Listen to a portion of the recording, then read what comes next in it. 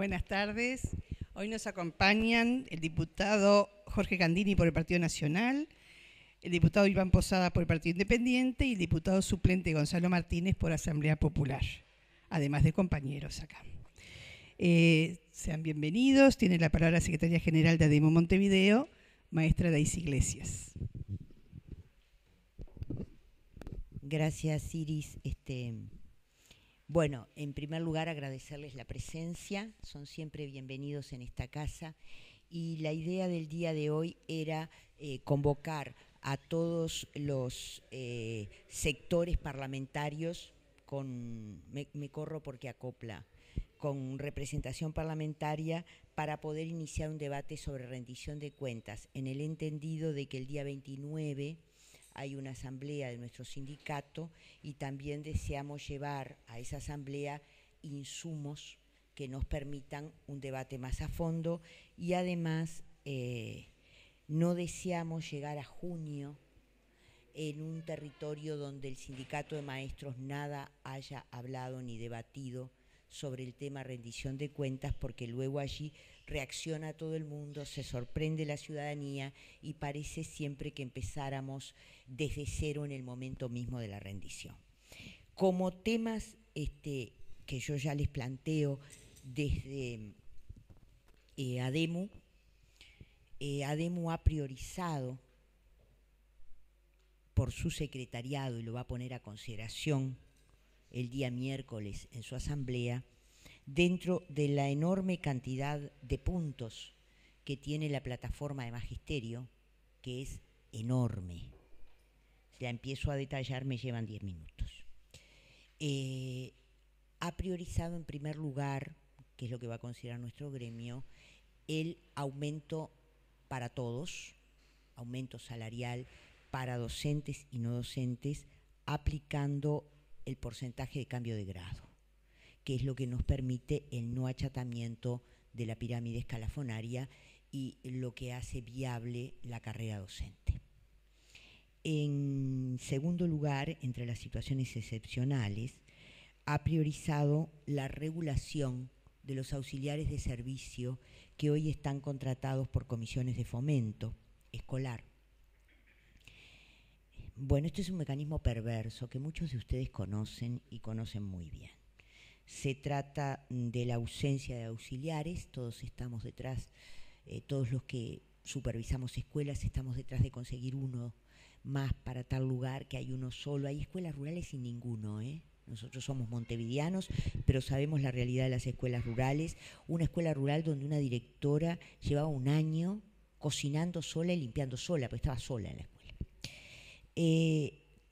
El Consejo deriva a través del rubro gastos un dinero que jamás es explicitado, que su destino exclusivo es el contrato de personal de limpieza, pero si tú lo recibes como director y no lo asignas a ese cometido, te lo retiran o te observan, tienes que devolverlo. Y el director y presidente de comisiones de fomento debe constituirse como empresa ante todos los organismos públicos. Nosotros presentamos hará unos 7 años una denuncia ante el Ministerio por simulación de realidad. Nunca nos contestaron y por tanto antes de ayer, presentamos una nota de denuncia ante el ministro Murro. Aquí hay una situación muy compleja porque además para el ingreso de auxiliares, aun cuando los regularicen, ponen límite de edad.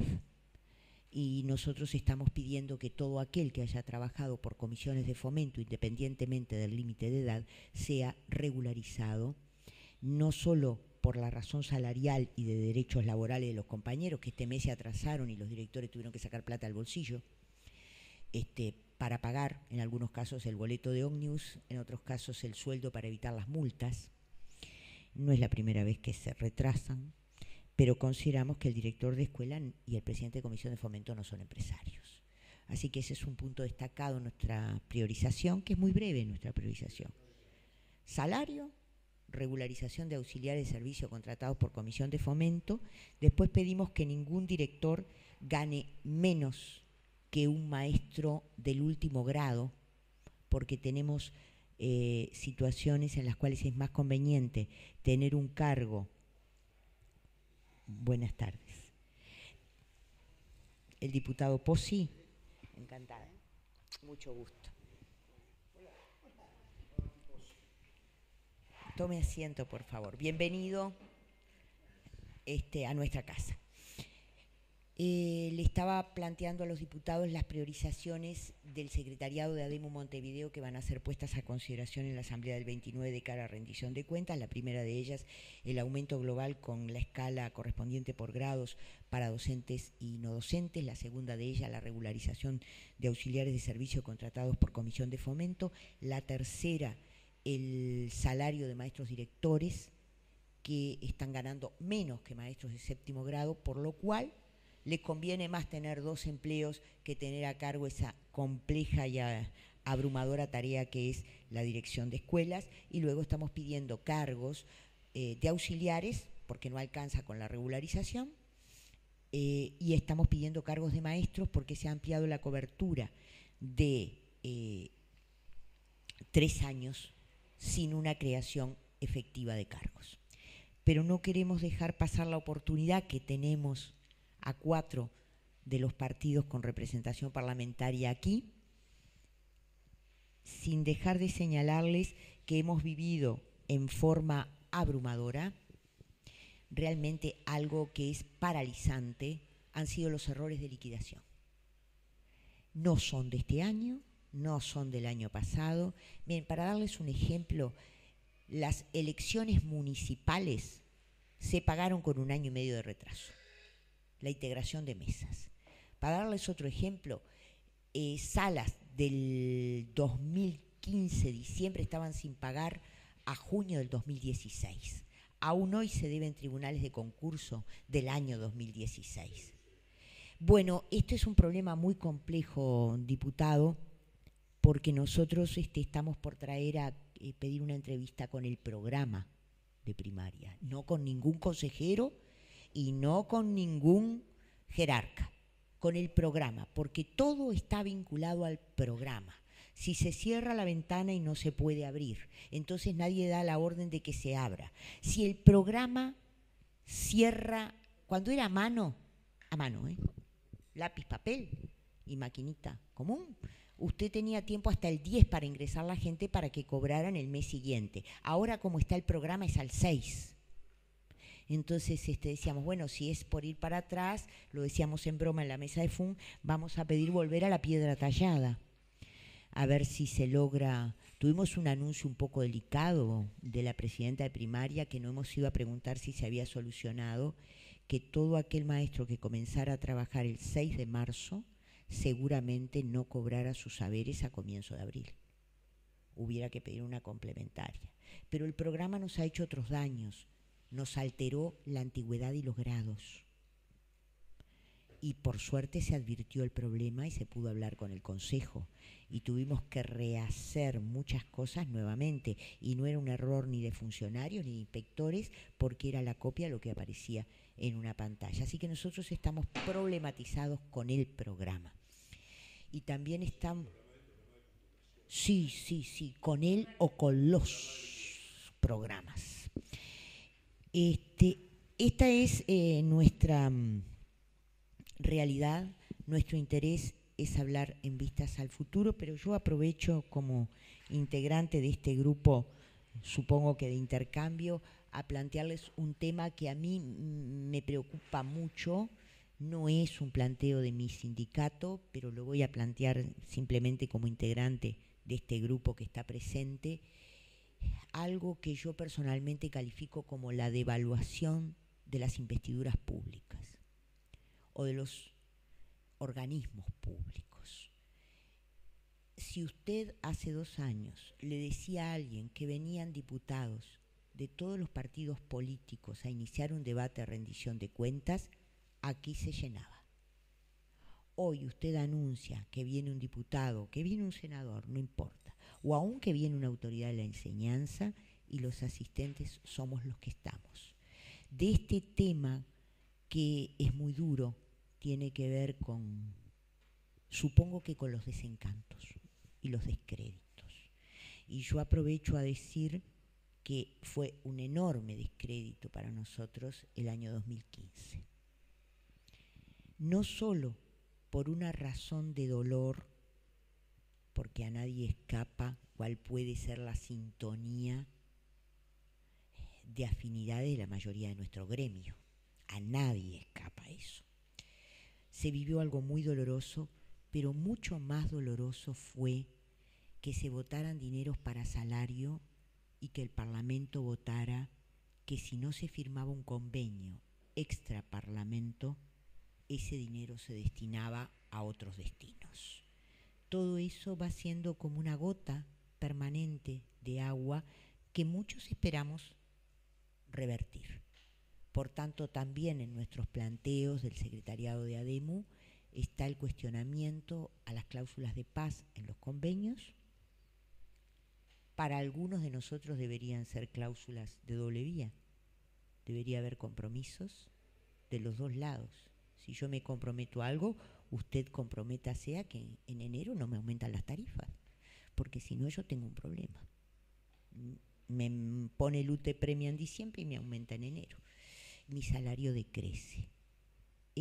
Por tanto, en materia de convenios y condicionamientos de gestión son muy rechazados por nuestro gremio, y sobre todo que no exista esa disposición a que si uno no firma un convenio, bueno, entonces el dinero se destina a otro lugar, porque todos son como pequeñas, yo voy a usar un término un poco fuerte, pero como pequeñas humillaciones que uno sufre y que terminan minando la confianza.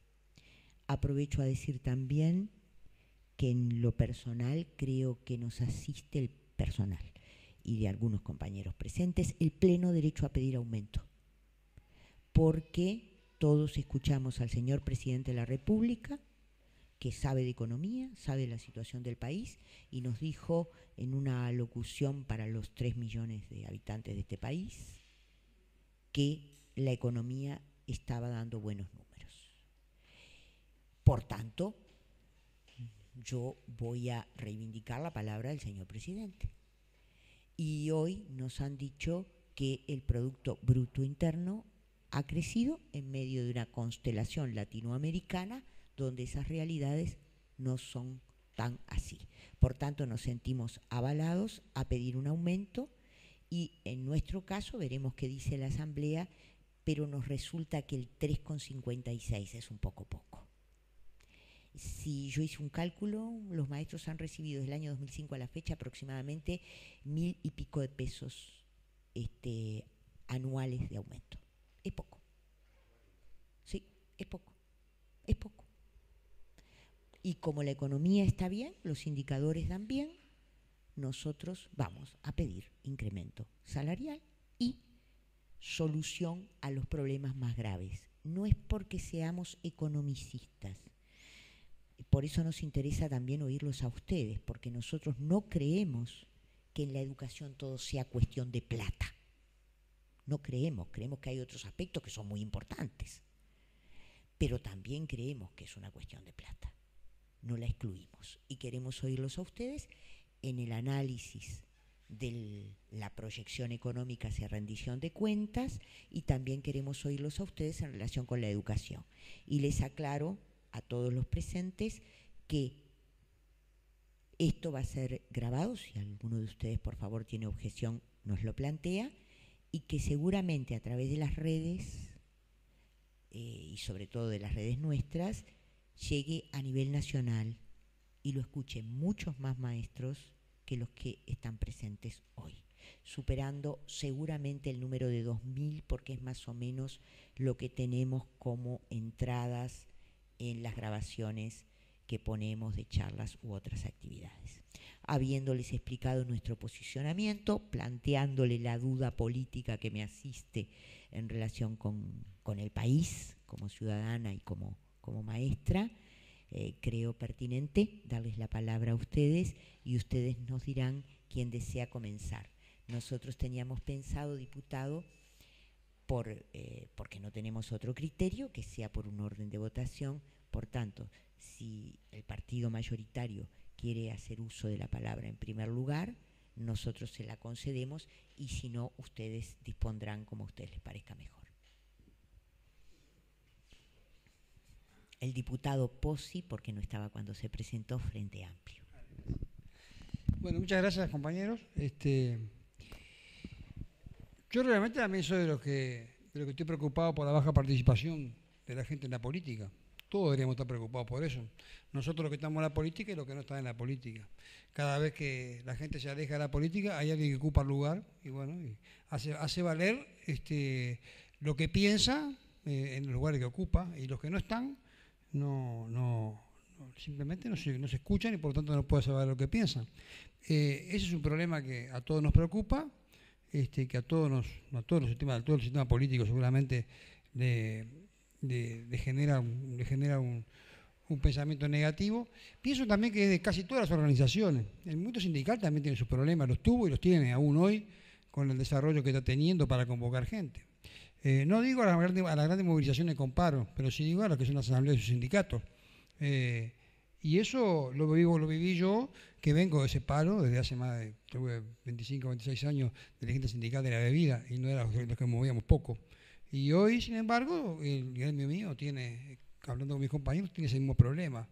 ¿Por qué? ¿Cuál es la situación? ¿Por qué se da? Y puede haber miles de causas, no es motivo esta reunión, pero creo que a todos los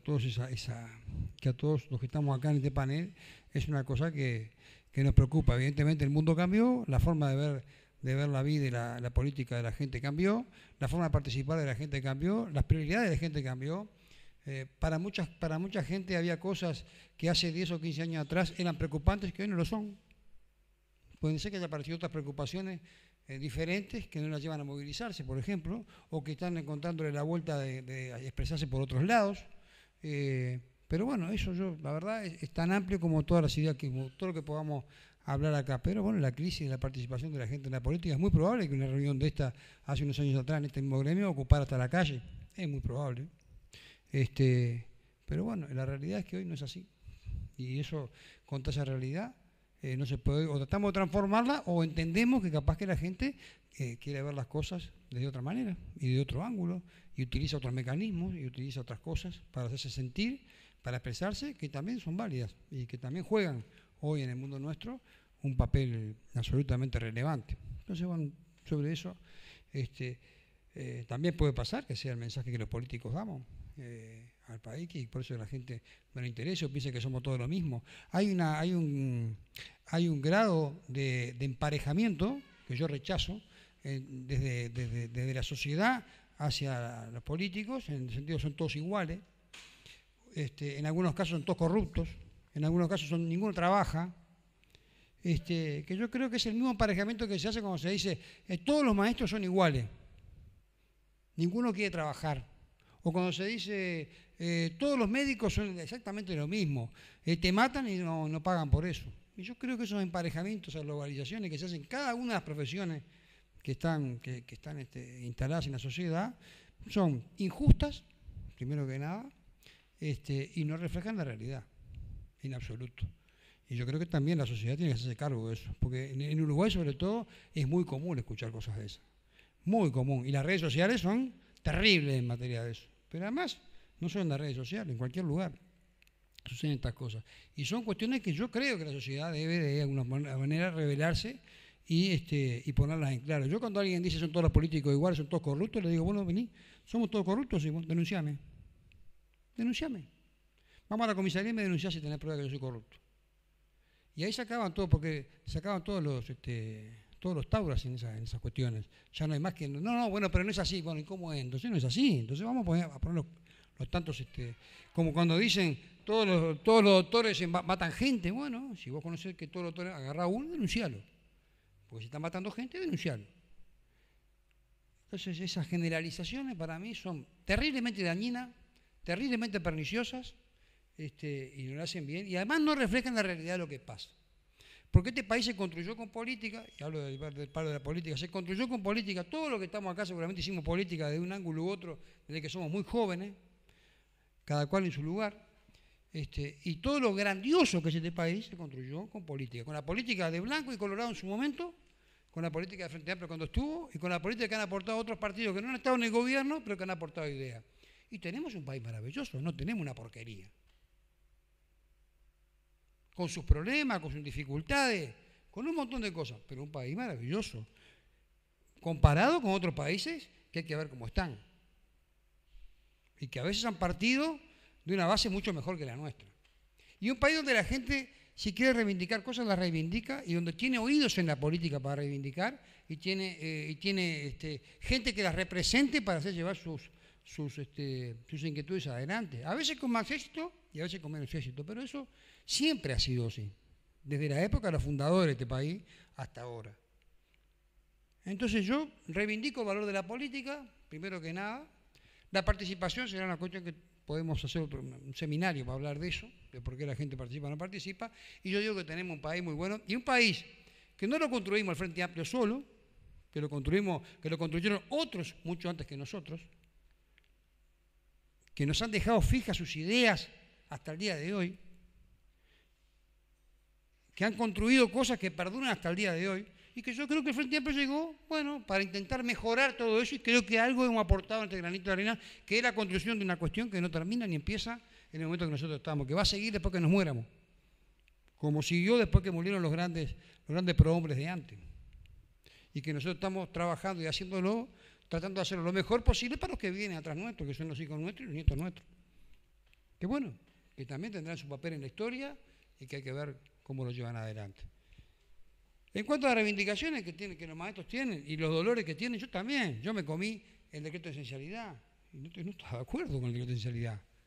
Y hoy estamos todos reconociendo, hasta la ministra reconoció, creo que de mañana, que había que fue un gran error haber hecho eso. Y sí, fue un error.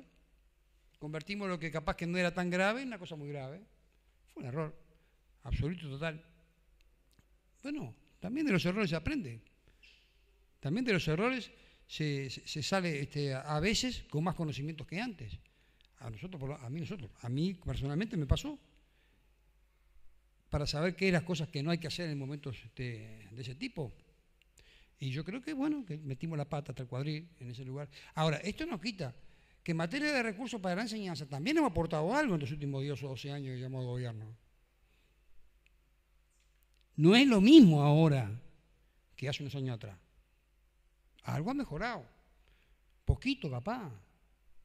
No alcanza, pero ha mejorado.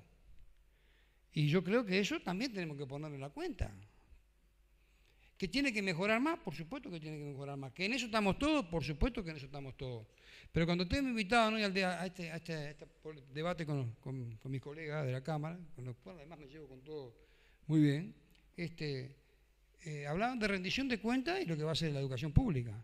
Y yo no le voy a venir acá a cantarle loa a lo que va a pasar en la rendición de cuentas. Es cierto que el país creció más de lo que pensábamos. Es cierto, sí. Había gente que pensaba que iba a crecer menos, había gente que pensaba que la inflación iba a estar disparada, había gente que pensaba que el dólar iba a estar a 35 pesos, había gente que pensaba muchas cosas. Bueno, hay muchas cosas de esas que no están pasando. Que nadie de lo que dijo eso se hace cargo de lo que estaban diciendo, no pasó. Y están pasando otras cosas más cercanas a lo que dijimos nosotros. Ahora, eso no quita que el país tiene un problema así. Debe 4%, tiene un 4% de déficit fiscal. Que con el ajuste fiscal que hicimos, o la consolidación fiscal, que a veces nosotros le ponemos el nombre a las cosas, más lo que ha crecido el país, va a dar para bajar medio punto el déficit a fin de año. Lo cual no es nada extraordinario. De cualquier forma, entonces digo, esto acota la cantidad de recursos que va a haber disponible en la rendición de cuentas. Que yo no sé lo que tiene, porque ni siquiera sé si se está empezando a discutir, ni sé qué está pidiendo cada inciso de los que están ahí. No tengo idea de lo que está reclamando la enseñanza, no tengo idea de nada, no tengo idea de cómo de qué se está pergeniando en la rendición de cuentas, no lo sé. Solo sé que para la enseñanza tenemos un capítulo hoy destinado, que fue la salida famosa del libro del artículo 6º de la rendición de cuentas pasada, de una comisión que tiene que empezar a funcionar, que está nombrada, que no sé por qué no ha empezado a funcionar todavía, de diputados, senadores y el Poder Ejecutivo. Y que se va a empezar a juntar, si no me equivoco, después de turismo, con el único y claro objetivo de conseguir recursos para la enseñanza, donde seguramente va a estar inclusive en discusión todo el sistema impositivo, porque muchos compañeros nuestros lo van a plantear ahí, porque ¿de dónde se van a sacar recursos para la enseñanza? ¿De algún impuesto que se va a crear? ¿De alguna cosa? Pero esa fue la salida que acordamos en el lío que tuvimos en el capítulo 6 de la rendición de cuentas pasada. Y eso se va a implementar, y de ahí va a salir algo destinado pura y exclusivamente a la enseñanza. ¿Cómo se va a repartir? Bueno, no sé la forma que se repartirá dentro de la enseñanza, no lo tengo claro. Lo único que digo es que yo no voy a cantar loas de que estamos en una situación maravillosa y de que acá hay plata para todo el mundo, ¿no? Porque no es así. Pero sí sabemos que la enseñanza, dentro de los recursos que haya, es una prioridad que el gobierno tiene y va a estar contemplada.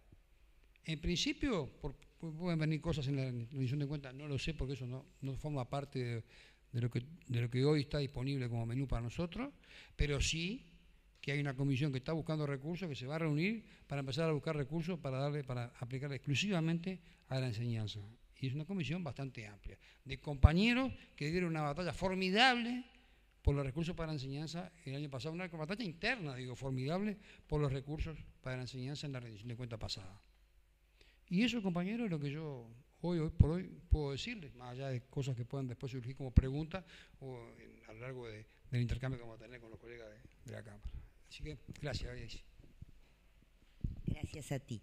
Si les parece, seguimos con el Partido Nacional. Si es por los votos, por ahora nos toca segundos. Bueno, muchísimas gracias por la invitación. El tema recién empieza, seguramente va a ser un tema recurrente, de largo debate, que nos va a acompañar un buen tiempo, por una, a mi juicio, inexplicable decisión del gobierno de instalar el debate de la rendición de cuentas tantos meses antes de que ésta incluso se presente. Instalarlo públicamente, internamente es diferente. Hace 2 meses y medio que el país tiene vigente un ajuste fiscal, y no es menor lo del ajuste fiscal. Nosotros discutimos el presupuesto nacional sobre la base de que era un presupuesto por 2 años, porque en el año 2017 se iba a ajustar al alza. Había que contener 2 años, ser prudente, porque después las cosas iban a mejorar y iba a haber más para distribuir. Entonces era calma, que en el 2017 vamos por más. La planificación del 2015 para el quinquenio fue muy cuestionada por varios partidos de la oposición. Los números a nosotros no nos cerraban. El gobierno hacía un análisis de la situación económica mundial y nacional que compartíamos, pero luego cuando lo llevaba a los números concluía con un enorme optimismo y hizo una proyección que no cerró. Cuando llegó el mes de mayo del año 2016, a apenas 5 meses de vigencia de la ley de presupuesto, el gobierno anunció un ajuste fiscal. Y anunció un ajuste fiscal que tenía vigencia el 1 de enero, otra cosa extraña. Anunció el aumento de impuestos 7 meses antes de que estos pudieran aumentar y recaudar. ¿Por qué?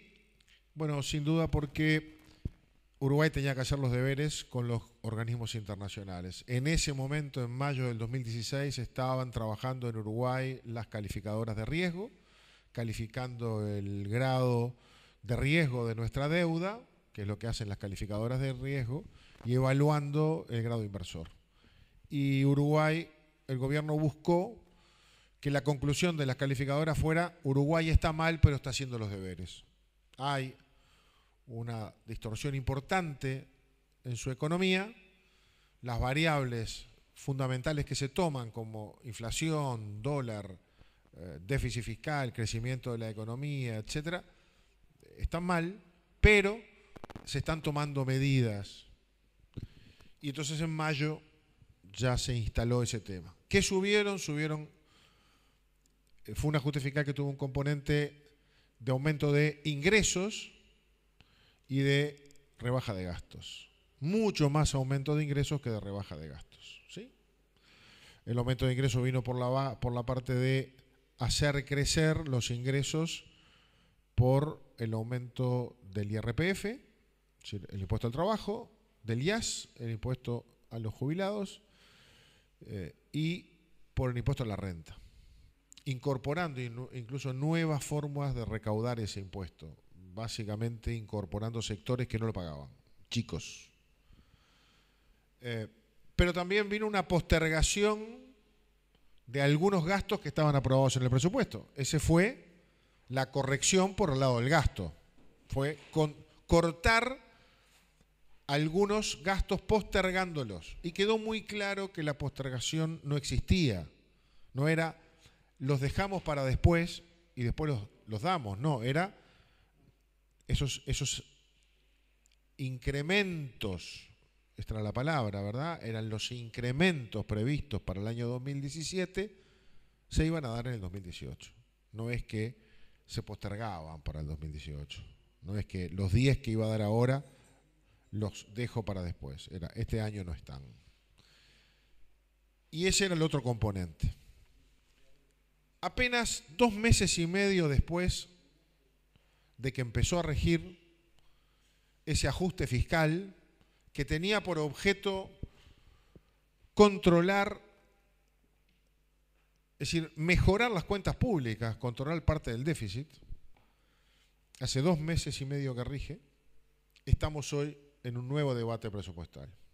Un mes después, en el mes de febrero, estábamos discutiendo, a partir de un documento del Frente Amplio que se filtró a la prensa, la posibilidad de poner nuevos impuestos.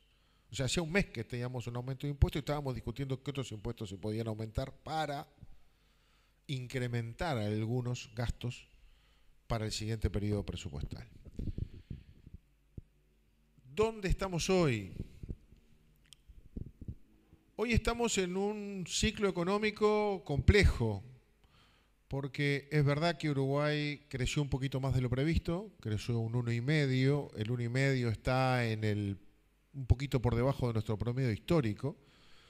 Cuando digo promedio histórico hablo del hace muchos años atrás, y bastante por debajo, obviamente, de lo que crecimos en esta última década, que crecimos al 5, al 6, al 4,5. Pero está mejor que la región, eso es verdad. Eso es verdad. También es cierto que ese 1,5 hay que ponerlo al lado del 4% de déficit fiscal. Y esto quiere decir que es el mayor déficit fiscal que hemos tenido en muchos años. Para tomar uno, el año 2002, que fue el año de la crisis, el déficit fiscal fue 3,7%. Los porcentajes a veces engañan. El 3,7 de 20.000 millones de dólares. Ahora tenemos un 4% de 52.000 millones de dólares. Es más plata, ¿verdad? O sea, para cerrar y poner números, a este presupuesto le faltaron 2.150 millones de dólares. Eso es lo que le faltó. Es decir, en la cuenta corriente que hace uno en su casa o Ademu en su sindicato, este año entró mucho menos dinero del que salió. Salieron 2.150 millones de dólares más de lo previsto. Ya sea porque se calculó mal la salida o porque se fue muy optimista en los ingresos, pero lo cierto es que faltó ese dinero. ¿Y por qué entonces si creció la economía faltó tanto? Bueno, porque hay un desfasaje importante entre lo que entra y lo que sale. Es como si ustedes dicen, bueno, este mes estoy mejor porque le metí unas cuantas horas extras. Sí, pero ¿qué me pasó? Si a final de mes igual me faltaron 20.000 pesos. Y bueno, sí. Te entró un poco más porque tenés más horas extras, pero estás gastando mucho más porque, no sé, tu pareja perdió el trabajo, por decir algo. Hay algo que está muy lejos. Hay una brecha grande. ¿Cómo se paga la deuda? Porque en casa la pagamos, ¿no? Se paga básicamente contrayendo deuda. Los 10 mejores años de la economía del Uruguay en mucho tiempo hicieron que la deuda externa aumentara exactamente al doble. Antes que llegara el Frente Amplio al gobierno, la deuda externa era inmoral y para algunos no había que pagarla. Debíamos, en el terrible año 2004, debíamos 16.000 millones de dólares. Hoy debemos 33.000 millones de dólares. Y la pagamos. La deuda se dice es soberana. ¿Saben lo que quiere decir que es soberana? Que no se la debemos al Fondo Monetario Internacional. Lo cual tiene una parte buena, no nos puede poner muchas condiciones. Tiene una parte mala, y es que no hay con quién arreglar. No hay con quién refinanciar. Porque Uruguay vende sus bonos y vienen y se compran. Y los compran fondos de inversión, X, gente que tiene dinero, otros países, empresas, etcétera. ¿Por qué? Porque pagamos un 6%. Vayan a un banco a ver cuánto paga. Si consiguen el 1, tienen cohetes. Pagamos muy bien. ¿Cuánto vamos a pagar este año de deuda externa? Porque esos son los números que hay que hacer, muchachos. Todo lo demás es cuento del tío. Perdónenme que sea bruto y directo. Cuento del tío. Nosotros gastamos 15.000 millones de dólares por año en nuestro presupuesto nacional. Eso es lo que nos sale bancar el país. Sin las empresas públicas que están afuera. O sea, sin UTE, sin ANCAP, sin OCE. Estoy hablando del presupuesto del Estado que pasa por el presupuesto nacional. 15.000 millones de dólares. Nos faltan 2.000 millones de dólares. ¿Qué tiene adentro ese presupuesto? Salarios que no se pueden tocar. Que es el 70%. Transferencias que van al BPS, que es muy deficitario, que no se puede tocar. Al FONASA, que es cada vez más grande, que a nadie se le ocurre tocar. Y al pago de deuda externa. Este año vamos a pagar 2.970 millones de dólares. Anótenlo. Porque es una cifra interesante, porque cierra con otra. 2.970 millones de dólares de intereses y vencimientos impostergables que hay que pagar. Si Uruguay no pagara eso, caería en default. Es decir, tendría un incumplimiento de sus obligaciones. ¿Cuánto le dije que teníamos el PBI? 52.000 millones de dólares. Qué casualidad. Lo que vamos a pagar este año es el 6% del Producto Bruto. 6 puntos del Producto. Ese famoso 6 puntos que se pide para la educación, este año lo pagamos de deuda. ¿Y saben qué? Se paga. A los judiciales puede no pagársele porque no hay plata. Y sacaron el 733 que dice que el Estado paga las sentencias de condenas laborales el día que tenga plata. Entonces puede no pagarle y no le pagan. Y no le han pagado y no le van a pagar. Pero la deuda se paga. Porque soberano es el acreedor. Esa se paga. Este año vamos a pagar 6%. La pregunta es, ¿de dónde sale el dinero? El último artículo de la Ley de Presupuesto de 2015 tiene un artículo que es un compromiso político del Frente Amplio que mucha gente creyó que era un compromiso legal, y no lo es, que es llevar el presupuesto de la educación al 6%. Estamos en el 4.7 y ni educación hemos metido hasta el plan Ceibal, todo. La militar, la policial, todo. La de la Cancillería, todo está ahí adentro. Y es un 4.7, le faltan 1.3. ¿Cuánto falta entonces? Faltan casi 700 millones de dólares por año.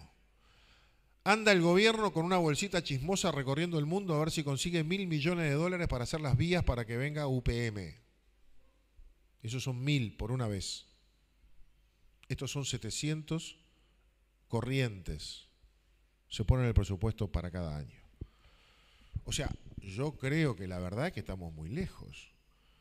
El ajuste fiscal tuvo como objeto, no, léanlo, en ningún caso dice que el ajuste fiscal tiene como destino incrementar los compromisos con la educación. Dice disminuir el déficit fiscal. Ese es el objetivo, que ese 4% sea menos. ¿Cuánto menos? Bueno, si fuera cierto lo que se recauda con el ajuste fiscal sería un punto menos, 500 millones de dólares. Eso es un punto. Pero ese punto se termina en el 2017, porque se supone que lo que se recortó a la ANEP, al INAU, al INISA, a ACE y a otros organismos, casi todos del área social, al plan de cuidados, se repone en el 2018. O sea, hay 200 millones de dólares que hay que poner en el 2018 incrementales que ya están en el presupuesto nacional. Cayeron en el 2017 y suben automáticamente en el 2018. Y eso no es nada nuevo. Es lo que se aprobó en el presupuesto nacional del 2015. Eso no es nuevo. Para incrementar hay que poner más. Y no hay misterio.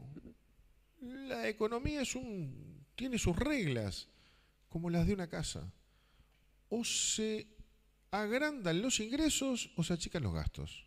O se redistribuyen. Dejo esto para pagar lo otro. Tengo que elegir. La educación de mis hijos o el auto. Y bueno, si no tengo más ingresos, ¿De dónde puedo sacar ingresos? De los impuestos. De dos cosas puedo sacar más ingresos, en realidad. De una economía que crece, y por lo tanto en la medida que crece la economía, los impuestos rinden más. O de una economía que no crece, a la cual creo que saco más y le aumento los impuestos. Pero lo cierto es que todo tiene un límite y Uruguay tiene una presión fiscal que no da para más. No solo a las personas, sino también a las empresas. E incluso al capital, del que tanto se habla, que es el que se va más rápido. Es el que huye rápidamente y tiene opciones. Más en un mundo global. Ya no hay que andar con una valijita, es una computadora con un enter y se fue. Y se fue. O sea que no hay mucho margen. Con todo, el IRPF recauda hoy 1.700 millones de dólares, 1.500 son al trabajo, 200 al capital. O sea, es trabajo lo que se recauda. De los 300 que dijo Astori en el 2007 que iba a recaudar. Por lo tanto, no se puede poner más impuestos. Nosotros no vamos a votar ninguno más, ya se lo digo, es un compromiso que tenemos. Ninguno a nada.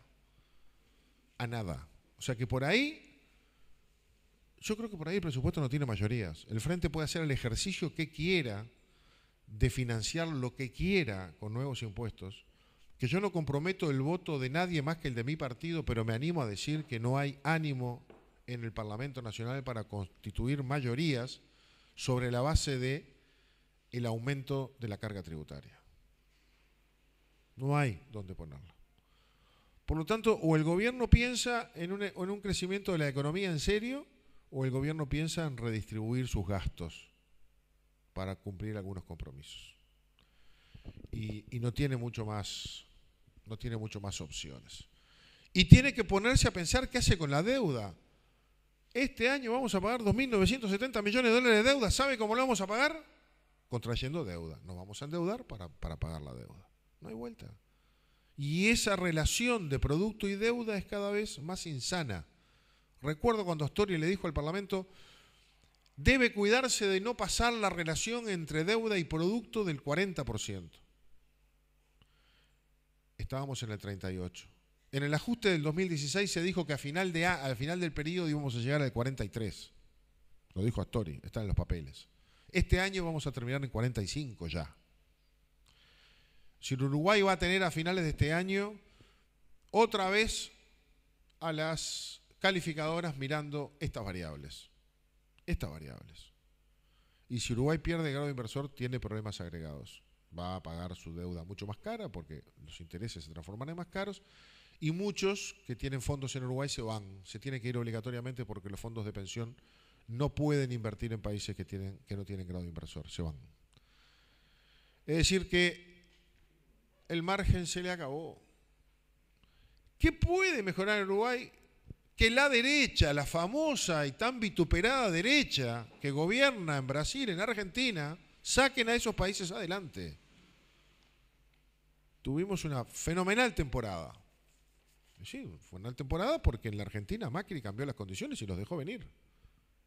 Si no la teníamos. Y eso salvó buena parte del año. Bueno, si Argentina y Brasil mejoran sus condiciones y la derecha, entre comillas, lo digo irónicamente, hace que la economía de esos países salga de la recesión y empiece a recuperarse, Uruguay empieza a tener unas mejores condiciones de su economía. Si no, no. No caímos por el tobogán enjabonado que cayeron esas dos economías en manos de las izquierdas, pero dejamos de crecer y quedamos muy estancados, porque estamos muy condicionados por dos grandes vecinos y sus economías. Por lo tanto, estamos muy lejos de la rendición de cuentas. Entra el 30 de junio al Parlamento. Es un debate que el gobierno está teniendo en su propia interna y que nosotros vamos a opinar en concreto cuando veamos el proyecto o cuando se nos consulte sobre su elaboración, si es que eso sucede. Hoy no podemos hablar más que en términos muy generales sobre lo que vamos escuchando y viendo y sobre cómo vemos que se va desempeñando la economía del país, que sin duda no ha tenido la mejoría necesaria para poder decir hay más para distribuir. Yo creo que los compromisos en muchas áreas no se van a poder cumplir. Y dudo que el 2017 sea un año de redistribución al alza como se prometió cuando se hizo el presupuesto nacional. Dudo mucho que eso vaya a suceder. Quedo a las órdenes para preguntas después. Muchas gracias. Continuamos con el Partido Independiente. Bueno, buenas tardes a todos. Realmente es un gusto haber aceptado esta invitación para intercambiar ideas entre nosotros y con ustedes acerca de las perspectivas de esta rendición de cuentas, que quizás por razones políticas del propio partido de gobierno, de la coalición de gobierno, se adelantó en cuanto a la discusión en el sentido de tratar de fijar por lo menos algunas pautas que le dieran determinada consistencia al planteo que en forma futura va a ser el propio gobierno. Ustedes nos planteaban justamente hablar de las perspectivas, es decir, de qué esperamos de esta rendición de cuentas.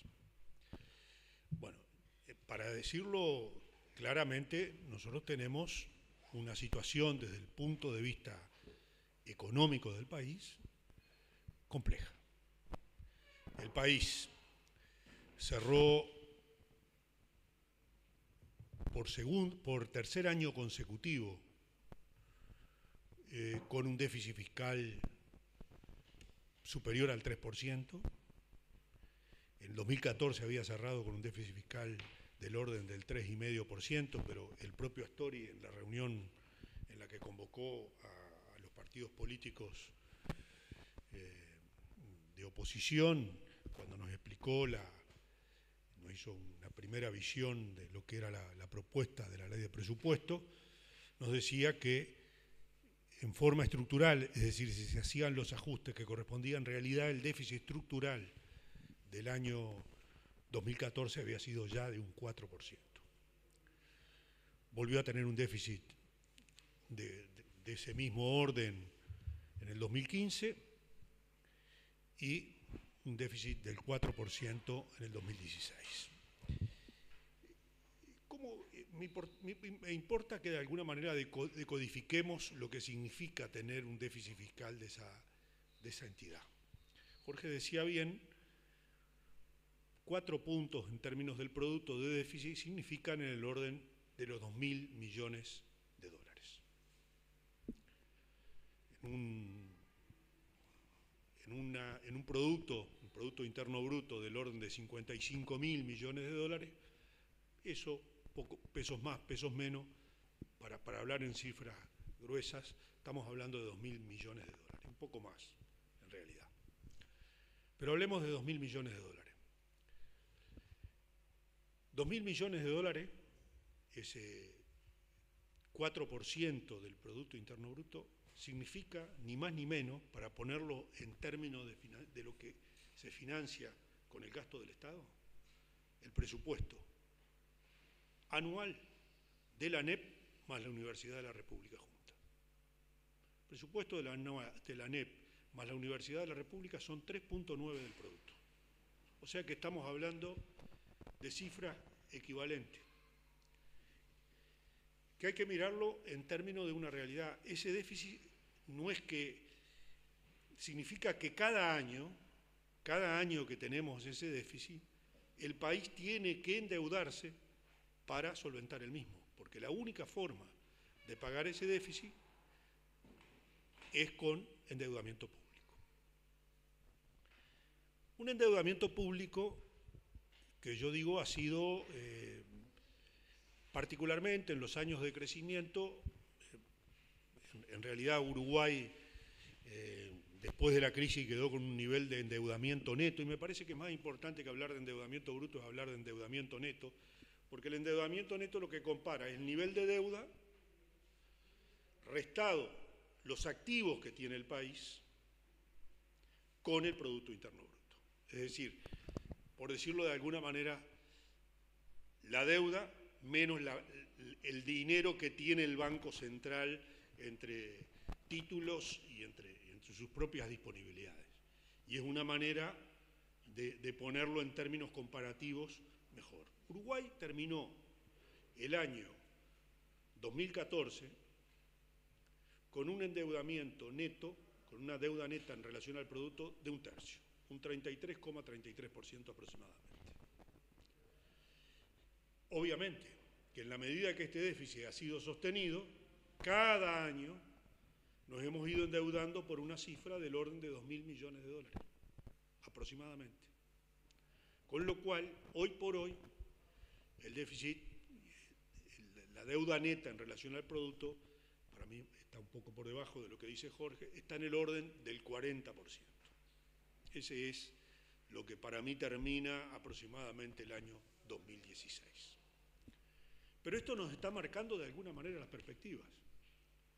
Cualquier nuevo gasto, y en realidad ya hay gastos que están comprometidos por leyes presupuestales, es decir, en el año 2018 hay ya gastos comprometidos, fijados en leyes anteriores de presupuesto, y que en consecuencia terminan aumentando el total del gasto público.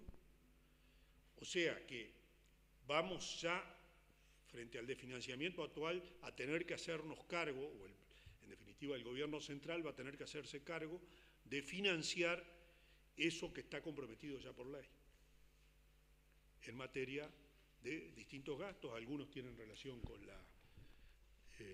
con la educación pública, pero hay otros gastos que tienen que ver con otros compromisos, digamos, adquiridos y votados en leyes de presupuestos anteriores.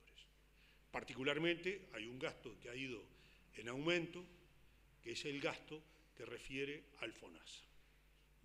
Allí, año a año, ha habido un incremento de las transferencias que tiene que hacer el gobierno central al Banco de Previsión Social para tratar de solventar ese mayor gasto en lo que tiene que ver con el FONASA. Por lo tanto, a pesar de que el Producto Interno Bruto en este año que culmina, el 2016, de acuerdo a los datos que se han conocido,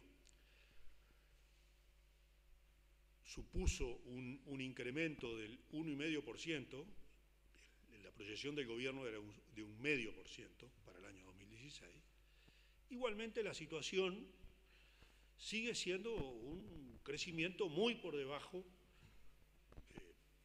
por la media histórica del Uruguay. La media histórica ha andado en el entorno del 2,5% al 3%. En algún momento de este diseño anterior, el propio gobierno señalaba como que podíamos hablar de que había una corrección de lo que podía ser el crecimiento del país y que ese crecimiento podía ser superior al 3%, pero los hechos están marcando que ese crecimiento ha sido que es. Una situación además que se agrava por la propia proyección que hace el gobierno en la ley de presupuesto. En la ley de presupuesto se dimensiona, está bien, se redimensiona el gasto público para los años 2016 y 2017 en base a determinadas proyecciones que se hacen de crecimiento de la economía.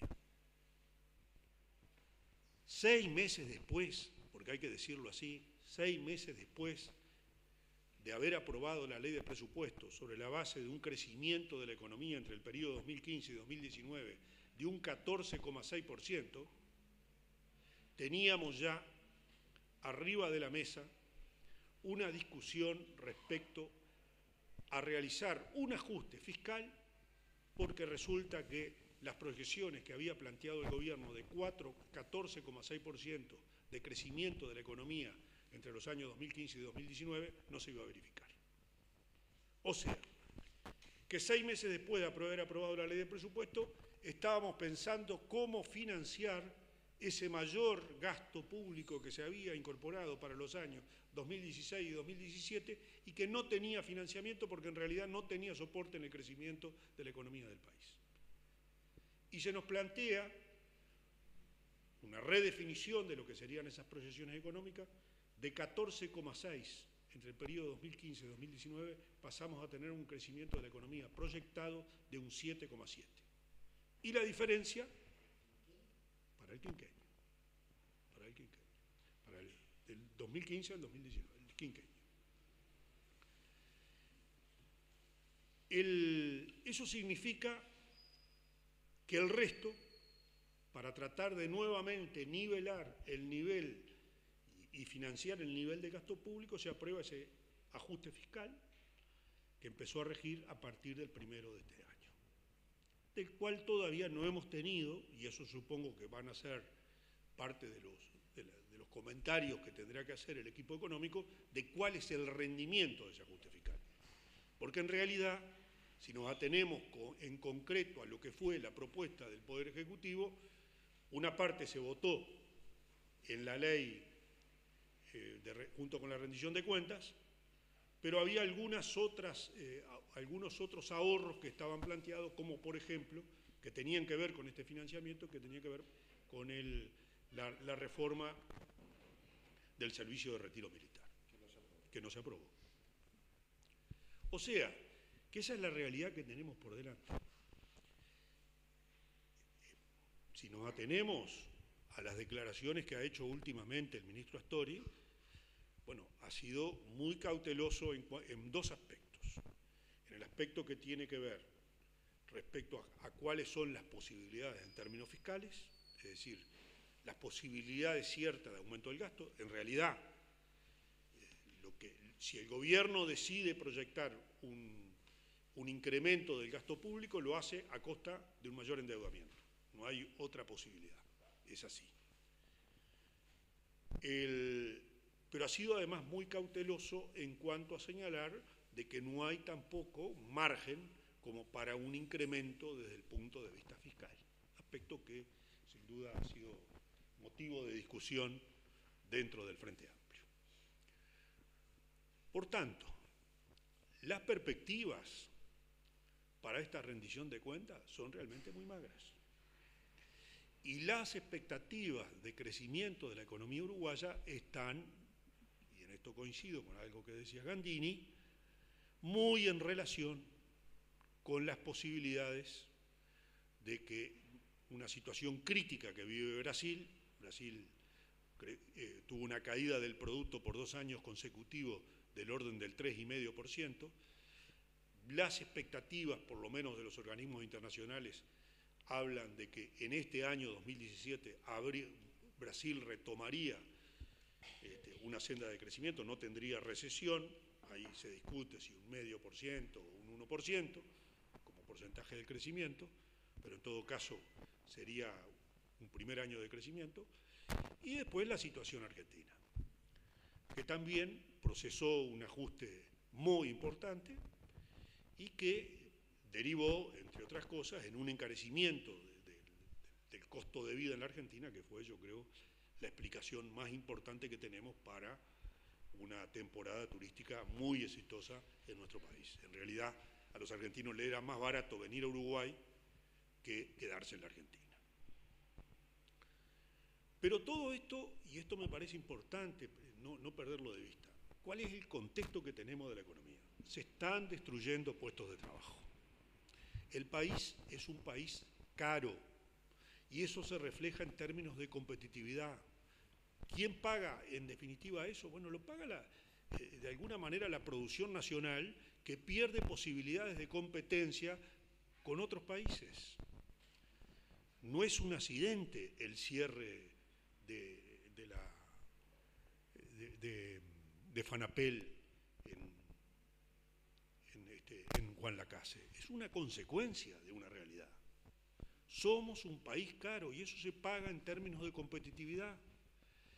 Se paga en términos de destrucción de puestos de trabajo. Y lo que ha venido ocurriendo, si uno analiza lo que ha sido el nivel de puestos de trabajo en distintos lugares, como la construcción, como la industria, como el comercio, desde un tiempo para acá ha sido pérdida de puestos de trabajo. Han disminuido los puestos de trabajo. Por tanto, yo creo que el país se debe una reflexión en todos estos temas. Creo que tenemos una situación realmente muy compleja.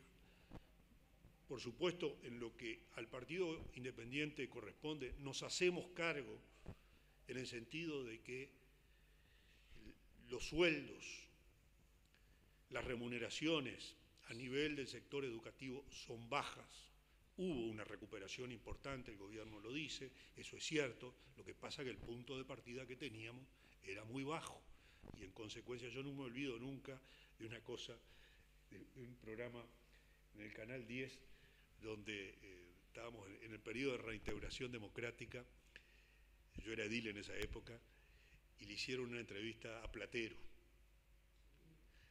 que era el secretario general de ADION, y lo estaba entrevistando de Feo, y no me acuerdo si Luna, ¿no?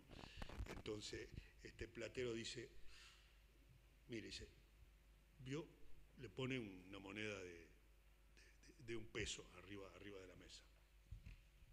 Yo le pongo otra moneda de otro peso, dice, otro peso, esto es un 100% de aumento. Pero lo importante es sobre la base de qué está calculado el aumento, ¿verdad? Y yo creo que en el tema de la educación teníamos una base muy baja, realmente muy baja, producto del deterioro de lo que eran las remuneraciones a nivel del sector educativo durante años, y por cierto, más allá de un esfuerzo importante que se hizo, ese esfuerzo importante hoy, en términos de poder adquisitivo, para los docentes, realmente tiene un significado menor si atenemos a lo que es bueno, el costo de una canasta familiar. Muchas gracias.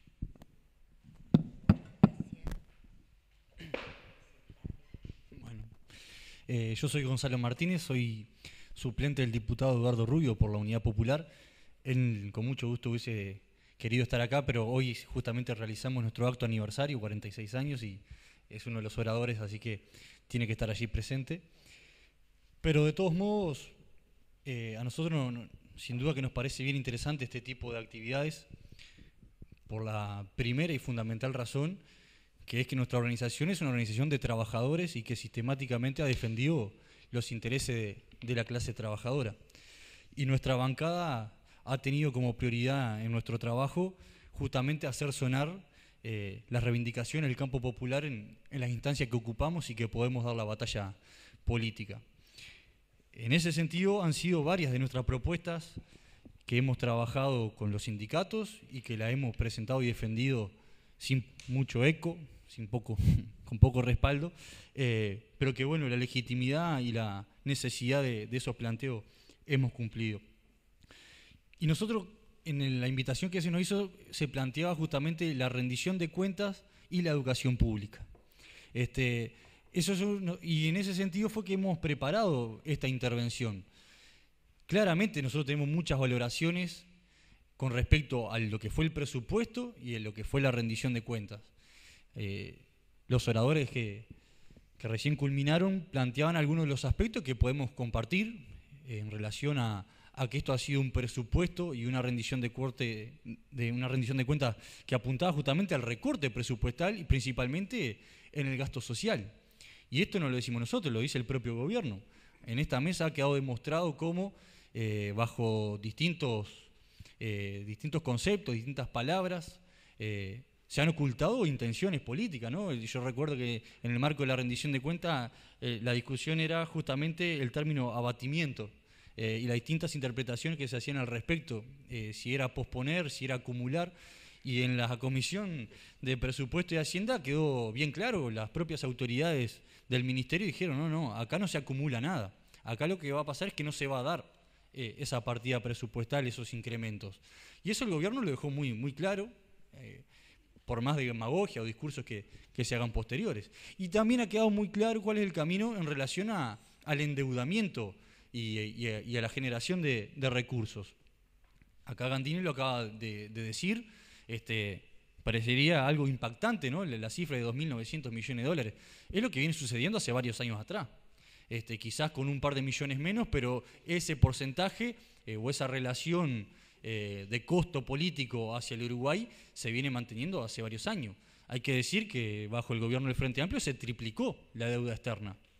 Y eso también hay que preguntarse, ¿a quién se ha beneficiado con ese incremento en la deuda externa?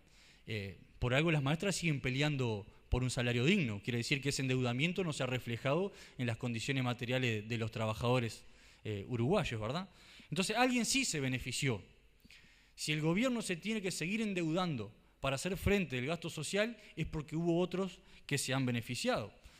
Y eso está arriba de la mesa también, principalmente a la hora de pensar de dónde obtenemos los recursos. Gandini decía que el gobierno, que su partido no va a votar ningún impuesto nuevo. Es una pena, porque nosotros estamos pensando en varios impuestos que históricamente la izquierda ha propuesto. Por ejemplo, a las zonas francas, que son millones y millones de dólares lo que se mueven allí y que no le deja nada al Uruguay, excepto el gasto social de los trabajadores. Millones y millones que se pierden por no tener una carga impositiva. Millones de dólares que se pierden, por ejemplo, por la mercadería en tránsito, que tiene otras características, pero son millones y millones de dólares que se podrían recaudar si se grabara, por ejemplo, el sindicato de los trabajadores aduaneros decían que si se grabara el 1 por 1000, no el 1%, el 1 por 1000 se recaudarían más de 8 millones de dólares por año. Podríamos hablar, tenemos una lista que quizá la vamos a dejar para después, porque a nosotros nos parece importante esto, de dar una respuesta a de dónde sacar los recursos. Pero también hay que ubicar el presupuesto de la educación en la historia, ¿no? Porque el discurso oficial así lo maneja. Y Posada recién decía, bueno, el punto de partida que se utiliza siempre para comparar, claro, es bastante jodido, ¿no? Pero también podemos ir más atrás. Igual nos gusta utilizar las palabras del propio gobierno, ¿no? Y en la rendición de cuentas se manejan, bueno, justamente los números oficiales.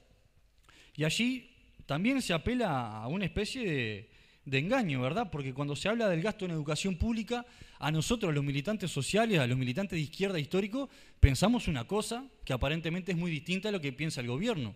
Cuando nosotros pensamos en educación pública, pensamos en la ANEP y en la UDELAR. El gobierno, cuando hace referencia a la educación pública, le incorpora muchos otros elementos que de repente está bueno tenerlos presentes, ¿no? Y en ese sentido, la ANEP y la UDELAR, en el 2005, tenía el 2.9% del PBI. Hoy, 2015, 10 años después, tiene el 3.8%. La ANEP y la UDELAR recibe el 3.8%. ¿Qué pasa? El gobierno dice que a la educación le da el 4.5%. Y acá hay que pensar, bueno, ¿quiénes son los que se están llevando el resto del porcentaje? Y como bien decía Gandini a la pasada, son muchos los organismos que reciben esas partidas presupuestales. Pero además hay una partida presupuestal, o mejor dicho, hay un fondo económico que se utiliza para financiar la educación pública que también amerita ser discutido. Y que nos referimos al Fondo de Solidaridad, que hoy, en estos tiempos, está siendo discutido la naturaleza, que corresponde al gobierno de la calle, y las posteriores modificaciones. Lo real es que el Fondo de Solidaridad, lo que es un impuesto indirecto, porque así es, a los profesionales que operan y que trabajan en el Uruguay. Es decir, que aquella amague que hizo Astori en el 2005, me acuerdo perfectamente, de poner la matrícula universitaria, fue una amague que no sé, quizás en la interna lo pudieron frenar, lo que hay hoy es un cobro posterior a ese uso de la educación pública, y que son muchos los dólares que se recaudan a través del Fondo de Solidaridad, y que la universidad, por ejemplo, depende casi que vitalmente en algunas áreas de ese fondo, por ejemplo, de las becas. Si el gobierno dejara de destinarle el Fondo de Solidaridad a la universidad, empezaría a tener crisis mayores de las que tiene. ¿Qué quiere decir esto? Que no solamente el gobierno le quita o de lo poco que recauda lo utiliza la universidad, sino que también utiliza el trabajo directo de los trabajadores uruguayos, ¿no? De los profesionales en este caso. Y nosotros decíamos que hay una diferencia en el 3.8 al 4.6. Y bueno, ahí está distribuido con cifras llamativas, la cual integra la Escuela Policial y Militar, el Plan Ceibal, bueno, Iberapitá, el MEC, y así varios otros. Incluso también hay una partida de subvenciones a los boletos estudiantiles, que el primer ciclo era gratuito, después se extendió, pero vaya casualidad que este año pasado y el comienzo de este año del ciclo electivo han sido reiterados los reclamos y las denuncias y las dificultades de muchos conjuntos de estudiantes que no pueden ir a las escuelas o al liceo porque las empresas de transporte no reciben el subsidio suficiente para cubrir los costos de las líneas, por lo tanto, salió el otro día, Nueva Helvecia, 200 estudiantes se quedan sin ir a la escuela. El año pasado en Colonia, de las 5 empresas de transporte que hay, todas planteaban lo mismo. O es un problema de recaudación de las empresas que quieren más, o es un problema que tiene el Ministerio de Transporte y la educación pública a la hora de cubrir y de garantizar ese derecho que es acceder a la educación pública, en este caso garantizando los medios de locomoción. Pero volviendo al tema de rendición de cuenta, nosotros decíamos que esto es una rendición de recorte, de achique, que va de la mano del presupuesto y que obviamente estamos, más que en la discusión de una rendición de cuenta, en una discusión de un nuevo presupuesto. Y que allí el gobierno tiene mucho para hacer. Nosotros recordamos las discusiones que hubo en torno al abatimiento de este artículo número 6 y que en definitiva le terminó recortando o quitándole las partidas presupuestales a 21 organismos, o son, mejor dicho, 21 puntos sobre los cuales se quitan las partidas presupuestales. Algunos golpean doble o triple al mismo, por ejemplo, la universidad, que hay que recordar, la Universidad de la República ha funcionado con el 43% del presupuesto que pide. El gobierno le da solamente el 43% a la universidad de lo que necesita. ¿Y saben con cuánto está funcionando el hospital de clínicas? Con el 16%. El hospital de clínicas se mantiene en funcionamiento con el 16% del presupuesto que necesita. Vaya si habrá una deuda con esos espacios. Y que además está siendo golpeado doblemente con la privatización, que de repente, si cuadra, nos gustaría hablar sobre eso, porque en el marco o bajo el paraguas del presupuesto y la rendición de cuentas, la educación pública está siendo privatizada a pasos agigantados. La universidad es un ejemplo con el Clínicas, que el gobierno se niega a darle 10 millones de dólares por año al hospital de clínica para su refacción, que es urgente, se niega a darle los 10 millones de dólares por año, pero sí no se mueve ni un ápice de que la solución es solamente con las PPP. Que acá hay mucho para profundizar. Pero en el marco de la rendición de cuentas que nos compete, hay que decir que la educación pública, los CAIF, el INAU, escuelas y liceos con varias características, como ustedes saben, también se van a llevar adelante bajo la privatización. Hay una propuesta de 160 centros que se van a contribuir bajo las PPP. Es más, yo lo traje porque realmente me sorprendió, lo habrán recibido todos los legisladores, que es no solamente la voz del gobierno, sino también la voz de los empresarios. Esta revista, Construcción, que representa sin duda los intereses de la Cámara, plantea los beneficios que van a recibir a partir de las PPP en la educación. Yo se los recomiendo este artículo porque lo dicen los burgueses, lo dicen los empresarios, cómo se van a enriquecer a partir del gasto que hace o de la partida presupuestal que el gobierno está dispuesto a hacer en las PPP, en el capital privado. Y en contrapartida, ¿qué es lo que se está dejando de lado? Otra reivindicación sindical, otra propuesta del campo popular, y que nosotros lo utilizamos cuando se interpeló a la ministra de Educación.